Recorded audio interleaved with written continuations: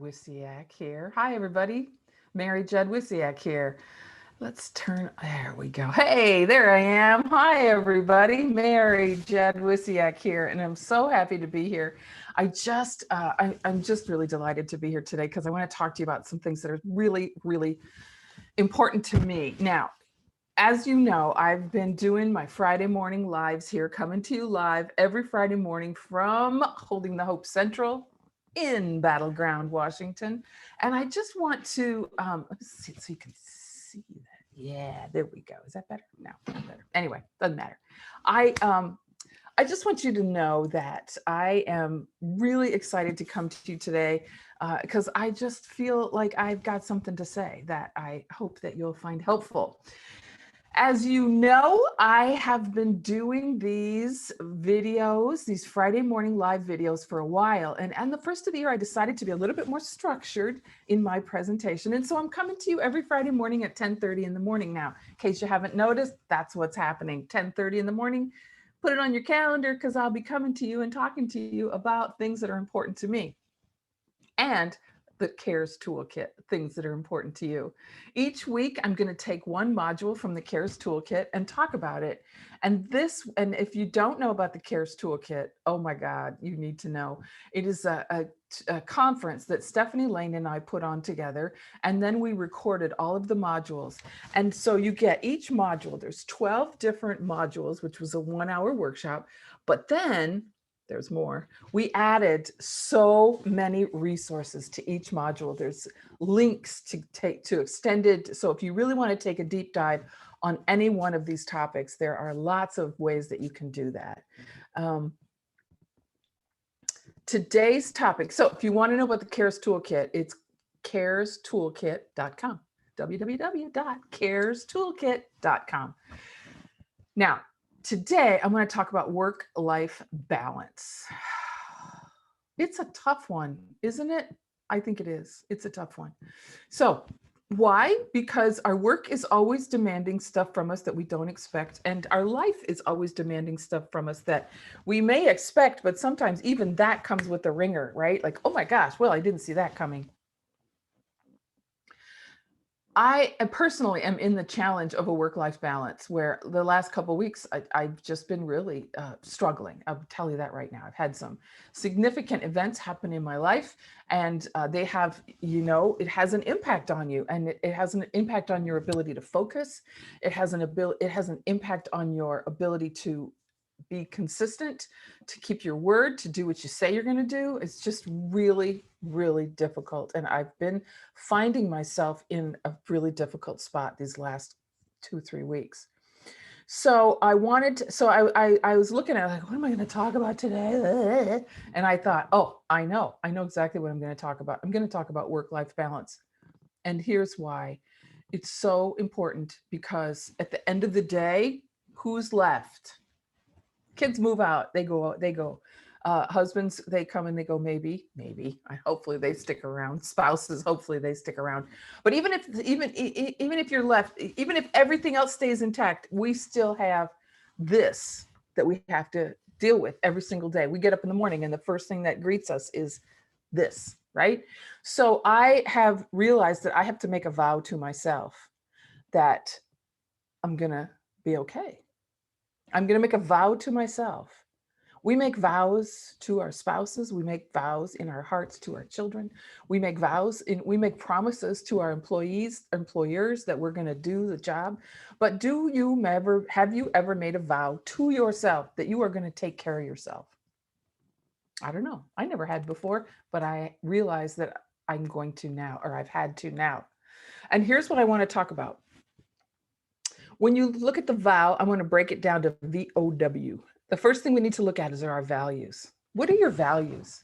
What values bring you to the work that you're currently doing? What value is it? What values? Do you know what your values are? I know what mine are. I have them written down. Where are they?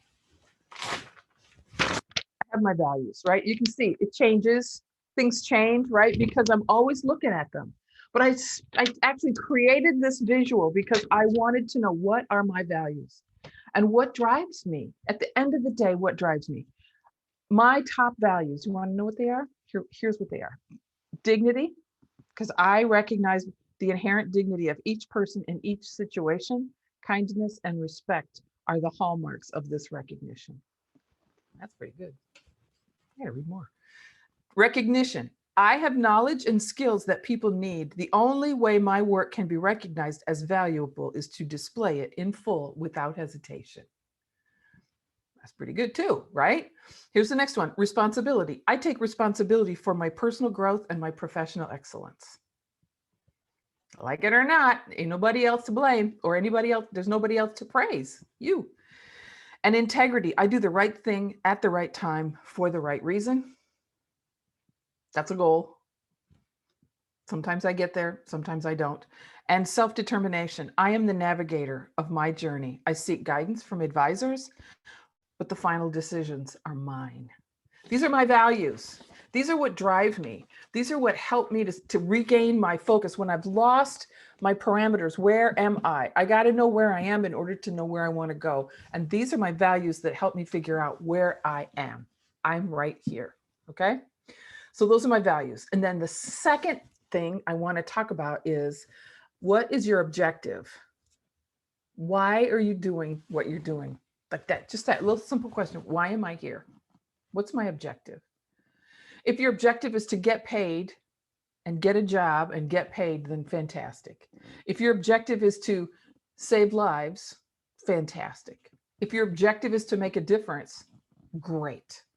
But figure out what your objective is so that if somebody asks you to do something that isn't in alignment with your values and isn't going to get you to your objective, you can easily say, no, thank you. That's not something I'm going to be able to do right now. That's not something that fits in with my schedule right now. No, thank you. And I love my one friend, her name is Terry, and she's been working as a peer supporter for a really long time. Like she was back in the 90s is when she got hired as a peer supporter. And she was asked to do something that wasn't in alignment with what peer supporters do. And so her boss asked her to do this and she said, no, I'm not going to do that. And the boss said, well, you have to. And she said, no, I don't. I don't have to work here. She was very clear. And I love that, right? I love that. It's like, I don't have to work here. And that's not what peer supporters do. So, she was very clear on her objective and very clear on her values. And I really love that. So once you know why you're doing something, then you know whether or not you're going to continue. You can know whether or not this particular task that's right in front of you is worth it. If this particular task in front of you is going to be is going to help you get to your objective. So when you leave at the end of the day, you can say, did I meet my objective, right? Did I hit my why? Do I know what's going on here? And so that's so big, right? Is to know your objective. And then the W is a couple of things for the W. So it's like a vow, wah, wah, wah, wah. So the first W is know your worth. Know your worth. Know what you're capable of. Understand the value that you bring to the people that are around you. Don't ever think that you're just there because they tolerate you. Really? No. You're there because you have a value and your worth, inherent worth in you is so powerful. You have a worth that is invaluable. It's like there's nobody else out there like you. There's nobody else out there that has had your experience. There's nobody else out there that brings what you bring to the work that you do. Nobody. Nobody ever in the history of mankind and nobody ever in the future of mankind has a brain and a history and a perspective like you. And so you are extraordinarily worthy and you are extraordinarily valuable. So if you have the vow, those VOW, know your value, know what your values are, know your objective as to why you want to do what you're doing, and understand the worth and that you bring to this particular job. So for instance, years ago, I worked for the Youth Suicide Prevention Program. I was a contractor. I held that contract for 11 years. And in my little town, Kids were dying by suicide. It was a dark time in our town. We were losing at least one a year, sometimes three a year to suicide over the course of a school year. It was horrible. Everybody was panicked. Nobody knew what to do. And because I was the youth suicide prevention person, everybody would call me. Now, I've been doing youth suicide prevention work for probably at that point at least 5 to 8 years. And it was a fight to get into schools. It was a fight. Nobody wants to talk about suicide until all the kids are dying. Then everybody wants you there, and they want you there immediately, and they want you there for free. And I thought to myself, when the kids first started dying, I thought, okay, I'm going to work as hard as I can possibly work. I'm going to never say no to any requests, no matter what, because I have information that they need. And that's how I know I've done everything I can do to help our community keep our kids alive. That was my objective. And I thought that was my value. And it just really, that was my vow, right? I had the objective. I knew that what my values were, and I knew that I had information that people needed to get. So I knew that I was the person for the job. And in a very short period of time, I found myself completely worthless because I was so burnt out. I was so tired of going everywhere and saying the same thing to everybody and getting resistance. People are like, oh, that's not true. Like, well, yes, it is. And so, including city officials, I mean, it was a hot mess, right? Because people get scared. So I took a long, hard look at what I was doing, and I decided that I was going to I was going to stop working weekends and evenings. I just decided I deserved it. I needed to keep myself well. This is what I had to do to stay well. And so I implemented that boundary. And believe you me, people were not happy that I was not willing to go everywhere and do everything all the time for free. I just said, you know what? I really appreciate that you're having your event on Saturday. I don't work weekends or evenings. That did not go over well. But you know what? I didn't hesitate, and I didn't feel bad. I had to take care of myself. I had to. Kids had been, I kind of got the attitude. I copped a burnout attitude is, you didn't care 5 years ago. All of a sudden now you care. And I realized that was a little jaundice. It was a little caustic and bitter as part of my burnout, but I had to take care of myself. I had to set those boundaries, and I did the best I could within my capacity. I realized my worth, and I reassessed my values and I reassessed my objective. That my objective was to do the best I could within my limits, and that if I was no longer capable, then nobody got anything. So that was something that I set along my work-life balance. Recently, I have been really in a difficult place with a lot of stress and grief and loss. And, that can really have an impact on your life, on your work.